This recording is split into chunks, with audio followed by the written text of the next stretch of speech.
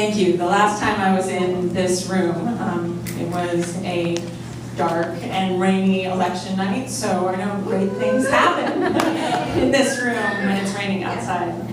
My name's Alison Friedman. I'm not only running for Congress, but I'm running to get Barbara Comstock out of Congress. Like all of you, November 2016 was devastating. I woke up in the morning, my daughter and I dressed in white. We both took turns filling in half of the bubble for Hillary Clinton, and then the bubble burst. And I remember calling my dad and asking him how I was going to raise a daughter in a country where sexual assault wasn't disqualifying for the highest office in the land. And then I started eating my feelings. That was plan A. Then January came, and my daughter came home with a letter she had written to the president about kindness. And when I went to take a picture of it for her grandparents and Facebook, she told me I couldn't, because what if the president found out she had written it and brought his guns to our house? And I told her that she was safe, but that being an American means that you can stand up for what you believe in, even if the people in power disagree. And that in our family, when we see something unfair, we work to change it. And so I'm here with all of you, working on one hell of a plan B, which is to not only stand up to the injustice, but to bring about change that makes a meaningful impact in people's lives. And it's something I've done before.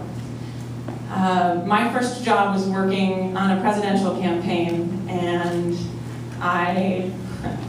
where I cleaned bathrooms, answered phones, and got to cast my first vote for Al Gore. But what I remember most about that experience was answering the phone on election day and having an African-American woman from Florida call and say, "I've just shown 3 forms of ID and a utility bill. What more do I need to do to be able to vote?" I then went back and graduated from college and began working for an organization called People for the American Way, working to advance voting rights and other fundamental freedoms. And I met a woman there who was a breast cancer survivor, who had a doctor invite a pharmaceutical sales rep with no medical reason for being there in to witness her breast exam. She was embarrassed and outraged, and she sued. And the judge ruled that there is no expectation of privacy in a doctor's office. And then George Bush nominated that judge to the federal appeals court. And I worked with Azucena to tell her story, and ultimately were able to keep that judge off of the court.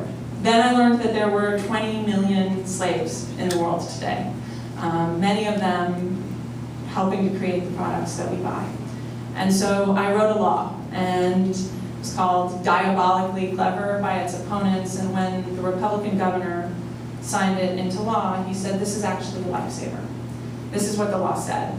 If you do $100 million worth of sales in the world and $50 worth of business in the state, you have to publicly disclose what your policies are around human trafficking and whether or not they're independently audited. That law wound up helping to reform Coca-Cola's supply chain and is now the model for the United Kingdom's Ending Modern Slavery Act. From there, I was recruited into the Obama administration to help lead our efforts to combat human trafficking at home and abroad. And not very long after I got there, I started hearing stories about people trapped in debt bondage, supporting troop movements in Iraq and Afghanistan. And I made the case at the White House that even though we weren't a part of the criminal recruitment chains that got those people there, because the US government was creating the market, we had a responsibility to act. And I led an effort across the administration to help reform our federal procurement practices so that never again would US taxpayer dollars be used to incentivize exploitation. Within a year, President Obama signed that executive order into law, and by doing so put a multi-trillion-dollar thumb on the scale of justice. And I think that's what government can be at its best. I mean, we had, you know, a collective genius of a room working on that included faith leaders and military brass, you know, diplomats and nonprofit leaders and CEOs and cabinet secretaries back when those were different things. And you know, we made the world better. So you add it all up now, and I've spent my career working to stand up to abuses of power and the support systems that enable them.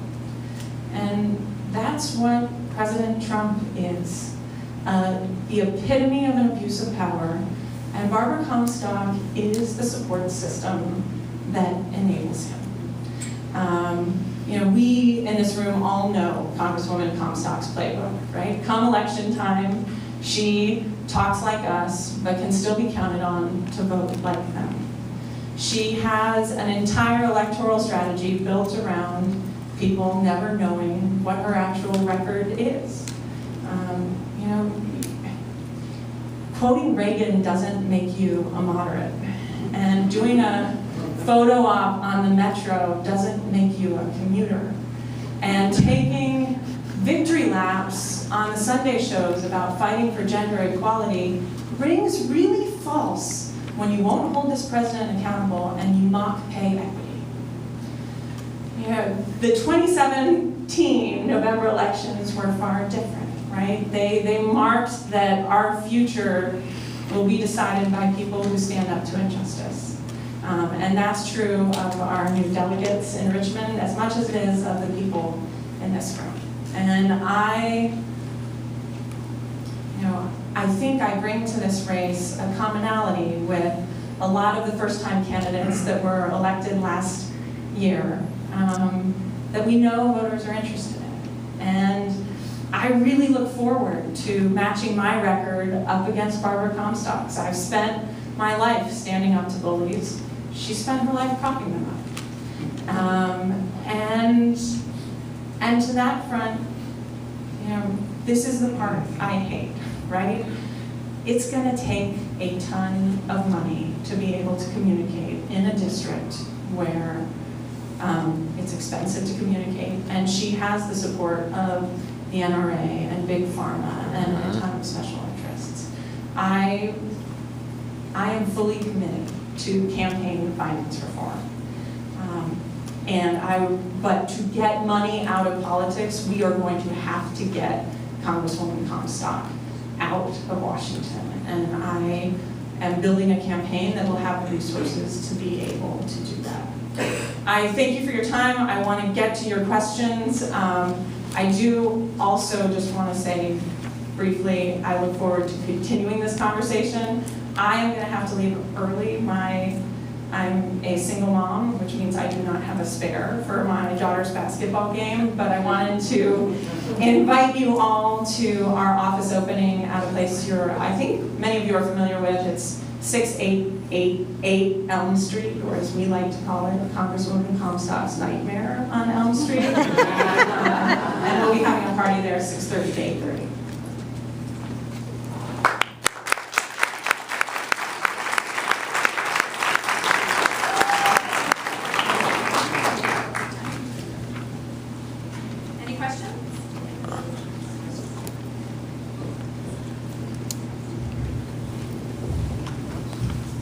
Hi.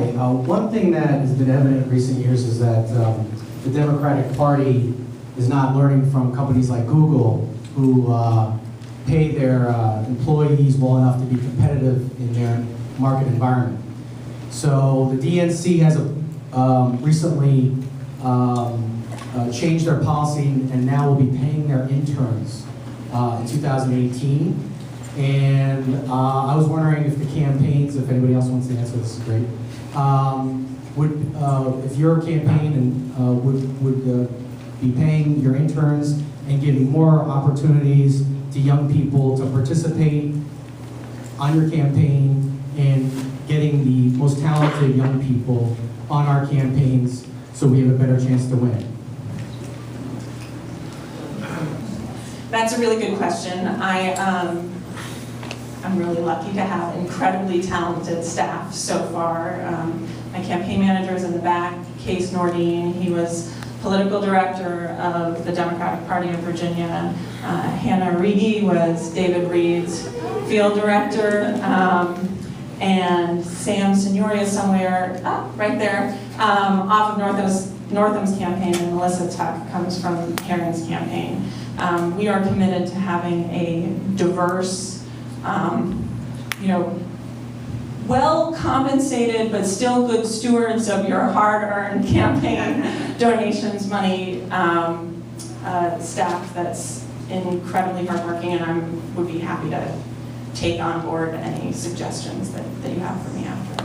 So. I think the vision of this event is a Virginia Democracy Forward t-shirt holding time is up. Barbara Comstock